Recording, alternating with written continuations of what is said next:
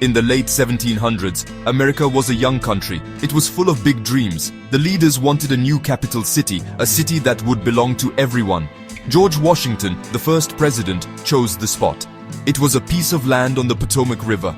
It was muddy and it was wild, but in this place, they would build a city named after him.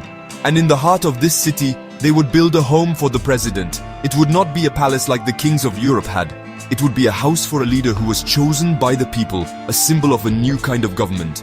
The dream was simple but powerful. This house would represent the nation's values. It would stand for democracy, for freedom, and for hope. The leaders imagined a building that was grand but not too grand. It needed to show the world that America was strong and serious, but it also needed to feel like it belonged to the people.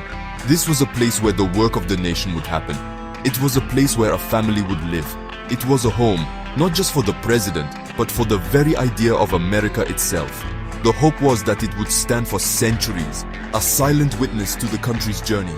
An architect was needed to bring this vision to life. A competition was held, and a man named James Hoban won. He was an Irish immigrant. He knew what it was like to leave one home and build another. His design was inspired by a building he knew in Ireland. It was elegant and dignified. Hoban felt a great sense of responsibility. He was not just building a house, he was building the heart of a new capital. His own hopes were tied to every stone. He wanted to create something that would make his new country proud, a building that would last and tell a story of a nation built by people from all over the world. So, the work began. The year was 1792. The air was filled with a mix of excitement and fear. Could they do it? Could they build this grand house in the middle of a swampy wilderness? There were so many challenges ahead. They had to clear the land, quarry the stone, and find the skilled hands to do the work. The dream was big, but the reality was hard. Every day was a test of their determination.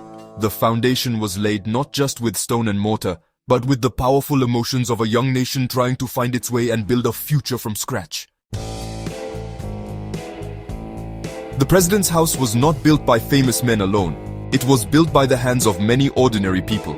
Their stories are often forgotten, but their work was essential. A diverse group of laborers came to the new capital. There were skilled stonemasons who came from Scotland. They brought their tools and their knowledge of how to cut and lay stone with precision. They dreamed of a better life in America, a place where their skills would be valued. They worked long, hard days, their hammers and chisels ringing out in the humid air, shaping the white sandstone that would give the house its famous color. Alongside the Scottish masons were local white laborers. These men were carpenters, bricklayers, and sawmill operators. They came from nearby towns in Maryland and Virginia. For them, working on the president's house was a source of steady pay. It was a chance to be part of something historic. They felt a sense of local pride, watching this grand structure rise from the ground in their own region. They faced the daily grind of physical labor, but they also felt the hope that this new capital would bring prosperity and opportunity to their families for generations to come. The most difficult story is that of the enslaved African Americans. They were rented out by their owners to work on the project. They did some of the hardest jobs.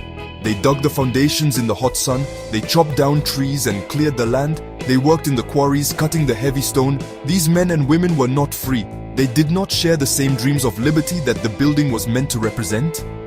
Their feelings were complex, a mixture of exhaustion, sadness, and the quiet resilience needed to survive. Their sweat and their struggle are a permanent, painful part of the White House's foundation. Every person on the construction site had a story. They worked side by side, their lives woven together by this shared project. An enslaved man might work next to a recent immigrant from Europe.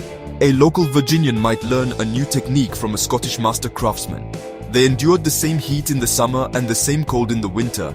They shared moments of frustration when things went wrong and small moments of satisfaction when a wall stood straight and true.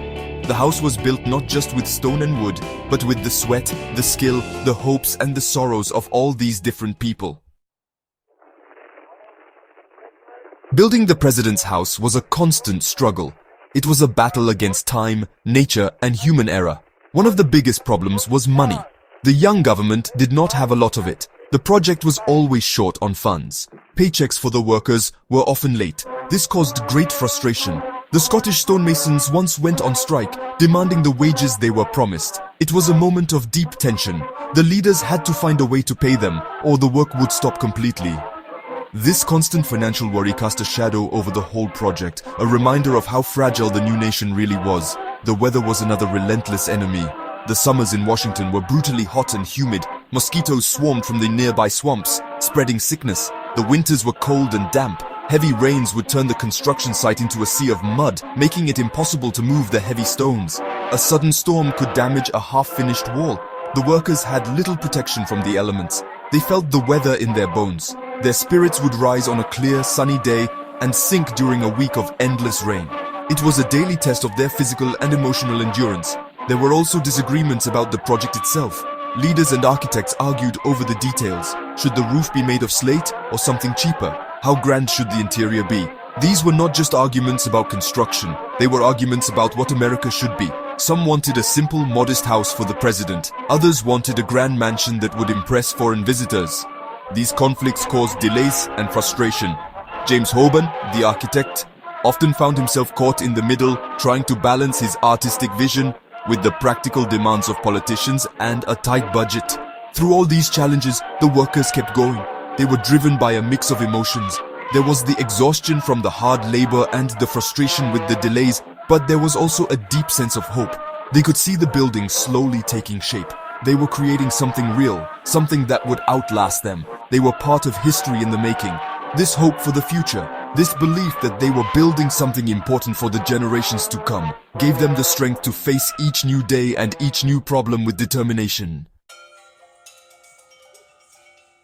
After 8 long years of hard work, the president's house was finally ready. In the fall of 1800, President John Adams and his wife Abigail moved in. The building was not yet fully finished. The paint was still fresh and some rooms were empty. The main staircase was not even built, but it was a home. As John Adams walked through the large, echoing rooms, he must have felt a profound sense of accomplishment mixed with awe. The dream that had started on a piece of paper was now a real place, made of stone and wood, standing proudly in the new capital city. It was a victory for the entire nation. The pride was shared by everyone who had worked on it. The stonemasons from Scotland could look at the smooth white walls and see their skill immortalized. The carpenters could touch the wooden frames and floors they had built with their own hands. Even for the enslaved laborers, who could not share in the nation's promise of freedom, there may have been a quiet, complex pride in having created such a magnificent structure. They had endured so much, and here was the result of their labor, a building that would become one of the most famous in the world. It was a monument to their strength and resilience.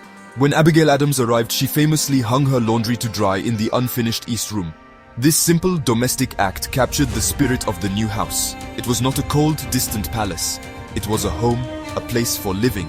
In a letter to his wife, President Adams wrote a prayer for the house. He wrote, "I pray heaven to bestow the best of blessings on this house and all that shall hereafter inhabit it. May none but honest and wise men ever rule under this roof." This was the ultimate hope for the building, that it would be a home for integrity and wisdom. The completion of the president's house was more than just the end of a construction project. It was a powerful symbol that the United States was here to stay. The young nation had faced money problems, disagreements, and countless hardships, but it had succeeded. It had built a home for its leader in the heart of its new capital. The White House stood as a testament to the country's determination.